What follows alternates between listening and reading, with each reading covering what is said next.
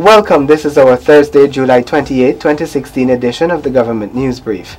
In the news, parliamentary sectoral committees and their workings are testimony to government's vision for inclusive governance. Government is working to keep children in school through various initiatives, and the Ministry of Social Protection moves to address social ills in the hinterland. Stay tuned as we bring you the details of these and other stories.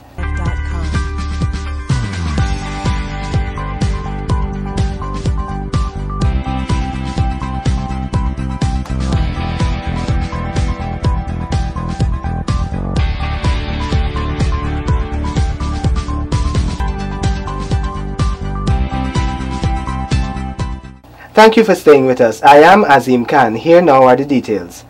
The Parliamentary Select Committees on Foreign Affairs and Natural Resources recently met with the aim of advancing the sectors. The continued work of these and other committees testified to the notion of inclusive governance touted by the coalition government. More on the committee's work from Glendon Greenwich. Minister of Citizenship Winston Felix and his team appeared before the Parliamentary Sectoral Committee on Foreign Affairs. This was to convey to the committee the mandate, roles and functions of the Ministry of Citizenship and answer questions on the issuance of visas and work permits. Minister Felix explains. Part of its mandate came from His Excellency, the President, when he addressed the National Assembly on the 14th of January 2016. And this is what he said. Let me quote.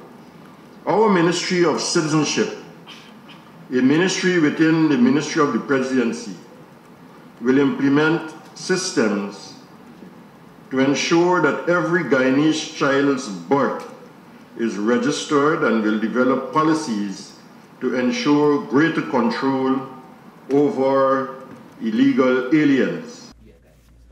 Minister Felix during the presentation outlined how someone can be eligible for Guyanese citizenship. One such option relates to a child being born overseas to a parent of Guyanese descent. Such a child wishing to obtain Guyanese citizenship must follow a process which entails sending their birth certificate. Minister Felix, responding to questions regarding the administrative system that is in place to verify such a public document emanating from another country, indicated that more research will be done by his department to ensure an efficient system obtains. Minister Gaskin, Vice Chairperson of the Sectoral Committee, however, indicated that research looking further ahead must be done. Minister Gaskin explains that the Apostille Convention developed by the Hague Conference on Private International Law would set the framework for more efficient service from the ministry.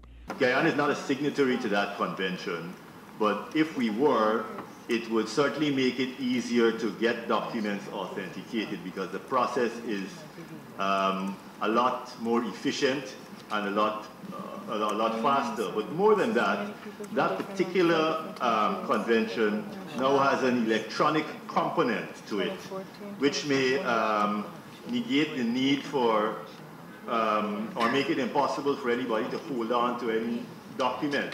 So the birth certificates could actually be provided electronically and authenticated, making the process a lot faster and removing that that issue of retaining the birth certificate.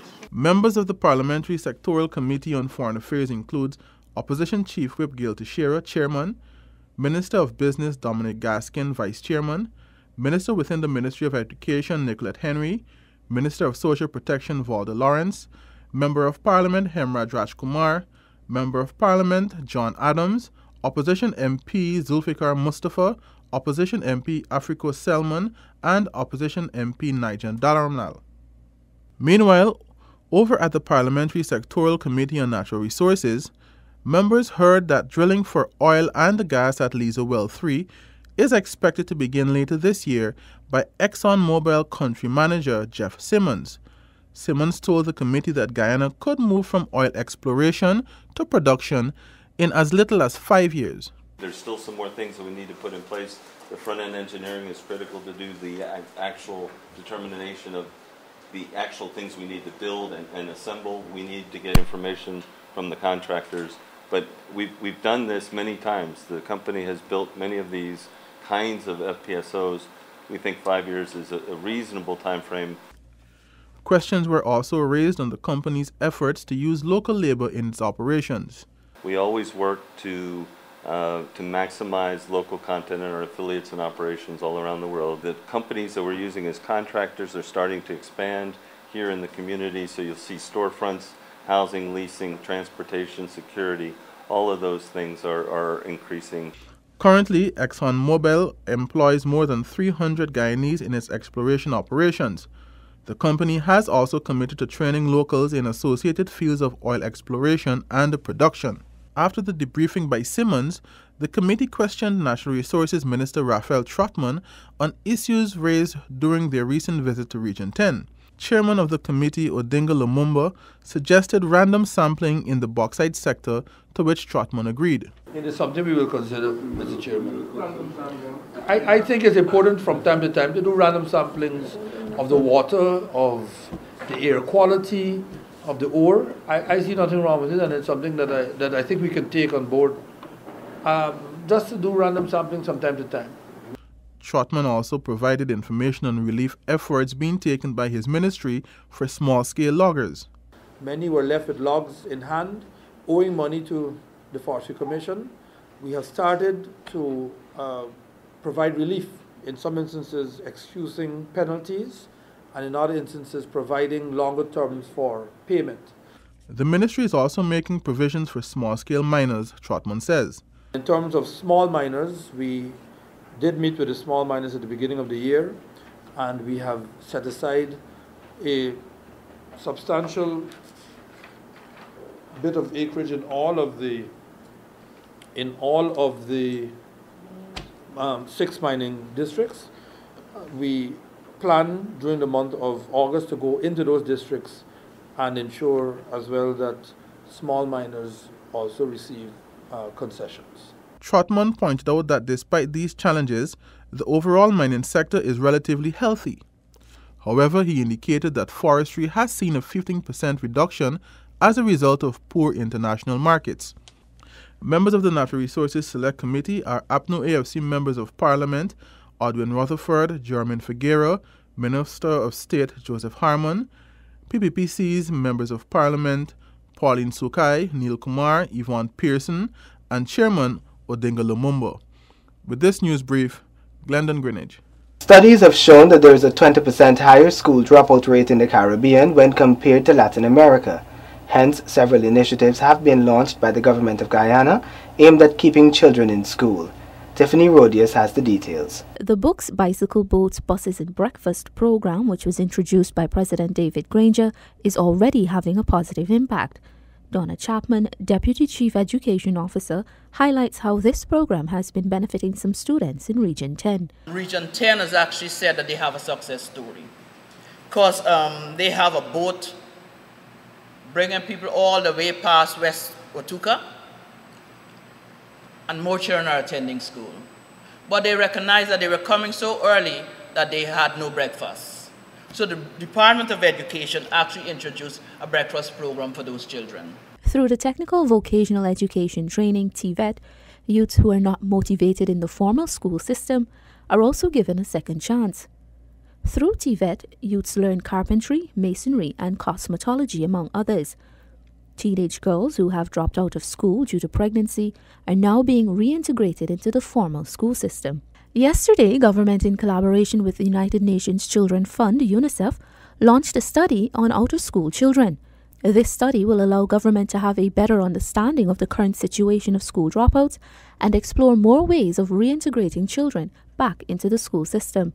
Permanent Secretary of the Ministry of Education, Delma Ned, explains. This study this morning will set out to correct these issues and bottlenecks caused by the limited data on out-of-school children. In this joint initiative, the ministry intends to formulate and implement appropriate strategies to effectively reduce the number of children out of school.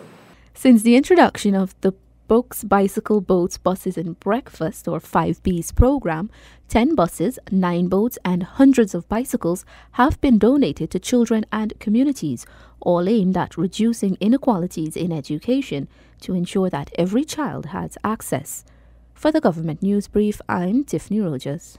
Guyana joins with the rest of the Americas in observing World Hepatitis Day today, July 28, 2016, under the theme Prevent Hepatitis, Act Now. According to the World Health Organization, 400 million people are living with hepatitis B and C worldwide.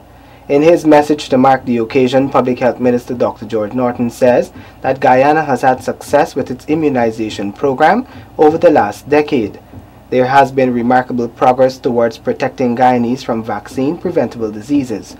Moreover, the Ministry of Public Health has moved from a childhood program of vaccination over the last decade to include adolescents and now the entire family.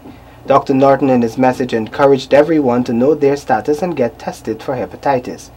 The Public Health Minister expressed gratitude to healthcare workers, the United Nations, partners and international supporters for the tremendous efforts over the years as Guyana worked towards eradicating viral hepatitis.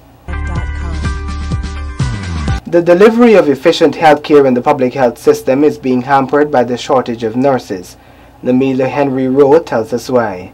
Minister of Public Health, Dr. George Norton, acknowledges that there isn't the required complement of nurses in state health institutions. Dr. Norton says the administration will be reviewing the salary scale of nurses, which he believes contributes to the shortage of this category of health workers. We know that we have been losing nurses, particularly to other countries, and even within the country, but the private sector. And one of the main reason was emoluments, the salary scale. That is being addressed at the level of the government now with the unions. The minister is, however, pleased with the number of doctors at the Georgetown Public Hospital, which he deems adequate. Staffing in general is a big problem in the health sector. Like, for instance, at the Georgetown Public Hospital, we are short of 300 nurses.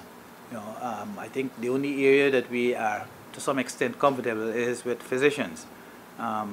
But of course, they're general practitioners in most of the cases.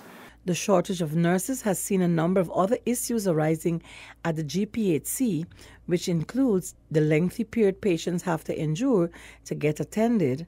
The Ministry of Public Health, through several programs, intends to build the capacity of nurses on the job. Namila Baines-Rowe, Government News Brief. The Ministry of Social Protection is working aggressively to tackle social issues in the hinterland as more staff are being recruited to address these issues. Sanika Thorne has the details. Chief Probation and Social Services Officer Forbes Monroe explains that there is need for more officers in these areas, and the Ministry of Social Protection is in the process of recruiting 25 new officers. We are working to get more officers, and pretty soon, maybe in a few weeks' time, we'll be advertising for at least 25 new officers. So that should be on pretty soon, maybe in a few weeks, or even as I speak, the preparation is being made. Monroe explains that the increasing number of social issues, especially teenage pregnancy in the hinterland, is very alarming. Efforts will also be made to train officers from these areas to serve as welfare officers. Teenage pregnancy is out there, and that is simply because the family is in some amount of trouble. I oftentimes say it's disintegrating. And then the other side is that we're now seeing an acceptance or tolerance of new family forms. And single parenting is one of them, and we heard about the interland areas that it seems to be an accepted thing. It's not a culture. It's not a culture, as many people tend to think. It's not a culture. It's wrong in terms of where the law is concerned, because if a young lady is under the age of 16, then it's an offense. We call it statutory rape, and which can also lead to pregnancy, teen pregnancy. The officers, we need officers out there, but like Mrs. Elliott said, we have officers in all the regions across Guyana, all the regions we have officers. In terms of the numbers, we need more, because the reason being of the geography of those locations, the villages are widely spread apart, and in order to access those villages, one officer definitely, and that's the situation that we have in almost all of the hinterland regions. We just have one officer, very large geographical area. In 2015, with support from the Canadian government, the Ministry of Social Protection trained over 40 Indigenous persons from several hinterland communities to assist in identifying issues such as domestic violence, child abuse, substance abuse, and trafficking in persons and suicide. These persons also assist with educating persons about some of the services offered by the ministry. The Ministry of Social Protection currently has offices at Maruka, Mabruma and Port Kaituma Region 1, Camarang and Bartica Region 7, Madia Region 8, Lefem Region 9, and in Region 10 at Kokwani and Linden.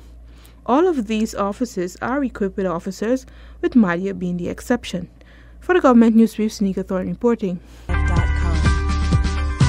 Those are the reports we covered in today's edition of the Government News Brief. The details of these and other stories can be found on GINA's website. We encourage you to stay updated and subscribe to our website and YouTube channel. All government and other information can be accessed from GINA's website. Join us again tomorrow when we bring you another edition of this, the Government News Brief.